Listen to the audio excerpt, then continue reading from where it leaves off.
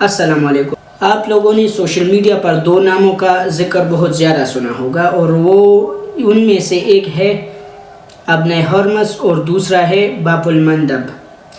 ابن ہرمز پر تو امریکہ نے بلاکیج کرنے کی کوشش کی جس میں امریکہ فیل ہو گیا کیونکہ چائنا نے اور چائنا کے ساتھ تمام عالمی طاقتوں جن کے لیے یہ راستہ بہت زیادہ ضروری ہے تو چائنا نے امریکہ کو خبردار کر دیا کہ وہ اس راستے میں مداخلت نہ کرے کیونکہ اس پر چائنا کا بہت زیادہ انتہائی ضروری ہے یہ راستہ چائنا کے لیے، اور اگر اس پر آپ مداخلت کریں گے تو یہ جنگ آپ ایران کے ساتھ نہیں بلکہ چائنا کے ساتھ فیس ٹو فیس ہوں گے پھر. اور ٹرمپ بار بار ایران کو یہی بول رہا ہے کہ ہم بلاکیج کریں گے، اب کے تمام جو بحری جہاز ہے جو ابن ہرمز سے نکلیں گے ہم اسے یہاں پر سٹاپ کریں گے اور نہیں چھوڑیں گے اسے، جس کی وجہ سے عالمی سطح پر تیل کی قیمتوں میں بہت زیادہ اضافہ ہوگا.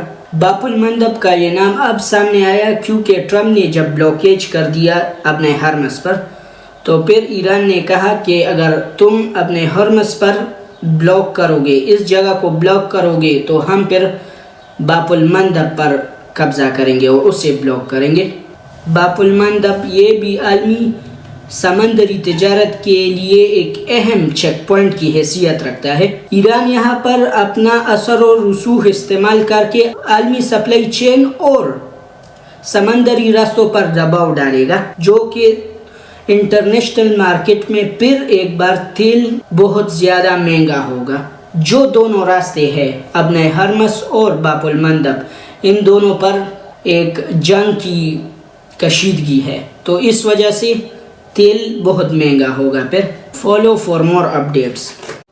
السلام علیکم. جس طرح سے امریکہ نے ایرانی تیل پر ناکہ لگایا تھا ابن ہرمز کے ذریعے سے، وہ ناکام ہو گیا کیونکہ چائنا کے بحری جہاز بالکل کسی رکاوٹ سے چلے گئے.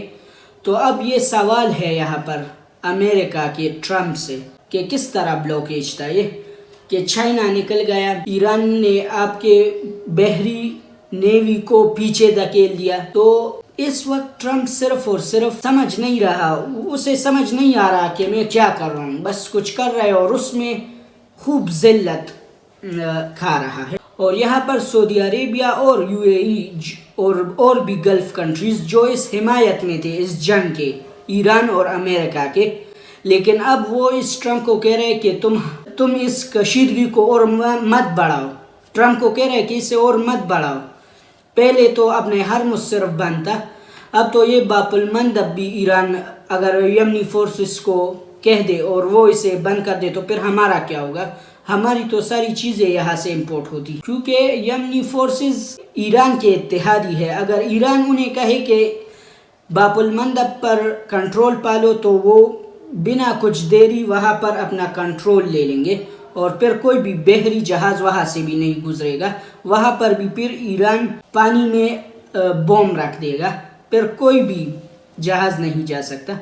پھر خلیجی ممالک کی جو معیشت ہے وہ تباہ ہو سکتی ہے. سادہ سا بات یہ ہے، اور تیل کی قیمتیں آسمان کو چھو لے گی. اور آخری اور سب سے امپورٹنٹ بات، میں نے اپنے پچھلی ویڈیوز میں بھی آپ لوگوں کو بتایا تھا کہ یہ جنگ جو دکھ رہی ہے کہ ایران US اور اسرائیل کی ہے، لیکن یہ اصل میں US اور چائنا کی جنگ ہے کیونکہ اب چائنا ایران کے ساتھ کانٹریکٹ کر رہا ہے جس میں ڈالر کے حساب سے نہیں لیا جائے گا بلکہ یوان کے حساب سے لیا جائے گا اور اس سے ڈالر بہت زیادہ نیچے گر سکتا ہے.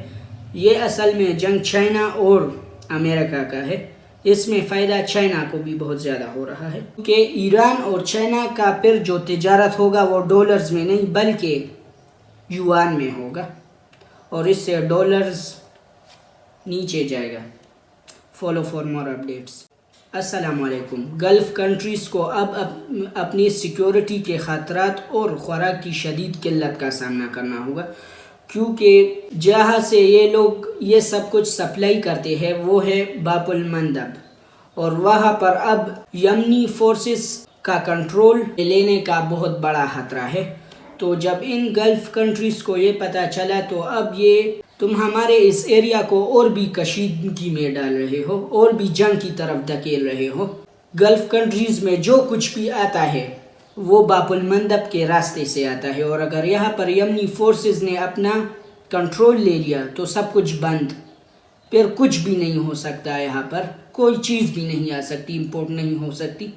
تو یہاں پر اب گلف کنٹریز کے ساتھ بہت بڑا فکر ہو رہا ہے کہ اب یہ کیا ہوگا، اور آگے دیکھتے ہیں کہ ایسا کیا ہوتا ہے۔ کیا سچ میں ایران یمنی فورسز کو کہتا ہے کہ باب المندب کو بھی اپنے کنٹرول میں لے لو، اور اگر فرض کرو یہ لے لیا گیا تو گلف کنٹریز والوں کو بہت برے دن آئیں گے، ان پر بہت زیادہ برے دن آئیں گے، کیونکہ شپ کرتے ہیں سب کچھ سمندر کے راستے سے، ان کی تمام جو سپلائی ہوتی ہے وہ آتی ہے، اور اگر وہاں پر یمنی فورسز قبضہ کر لے، کنٹرول کر لے، تو پھر کہاں سے آئیں گے فرٹیلائزر، دوائیاں اور بہت ایسے کچھ جو آتے ہیں یہاں باب المندب سے کے راستے سے، تو پھر کیا ہوگا؟ تو دیکھا جائے گا کہ کیا ہوگا۔ Follow for more updates.